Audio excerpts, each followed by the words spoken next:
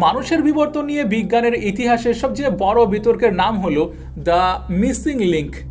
ডারউইনবাদীরা গত 150 বছর ধরে মাটির নিচে এমন এক কঙ্কাল খুঁজে বেড়াচ্ছেন যা প্রমাণ করবে যে ঠিক কোন মুহূর্তে একটি আদিম বনমানুষ জাতীয় প্রাণী একজন সচেতন এবং বুদ্ধিমান মানুষে রূপান্তরিত হলো। বিজ্ঞান আমাদের হোমো ইরেকটাস, নিয়ান্ডারথাল বা ডেনিসোভানদের কঙ্কাল দেখাচ্ছে, যারা দেখতে অনেকটা মানুষের মতো ছিল, যারা পাথর দিয়ে শিকার করত বা গুহায় বসবাস করত। কিন্তু বিজ্ঞান আজও একটি নির্দিষ্ট রেখা টানতে পারেনি যে ঠিক কোথায় পশুত্ব শেষ হলো আর মানুষত্ব শুরু হলো।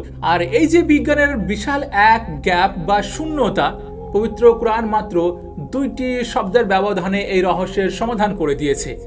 আর সেই শব্দ দুটি হলো বাশার এবং ইনসান।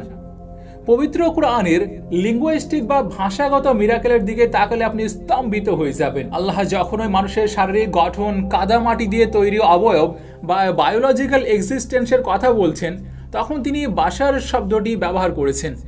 আরবি বাশার শব্দটির মূল অর্থ হলো চামড়া বা উন্মুক্ত বহির আবরণ, অর্থাৎ এমন একটি সত্তা যার প্রধান পরিচয় তার এই রক্ত মাংসের শরীর। সূরা সাদের 71 নম্বর আয়াতে আল্লাহ যখন ফেরেশতাদের বলছেন, আমি মাটি থেকে একজন বাশার সৃষ্টি করতে যাচ্ছি, তখন তিনি আসলে সেই শারীরিক বিবর্তিত কাঠামোর দিকে ইঙ্গিত দিচ্ছেন যা কৌটি বছরের প্রক্রিয়ার মাটি থেকে তৈরি হয়েছে।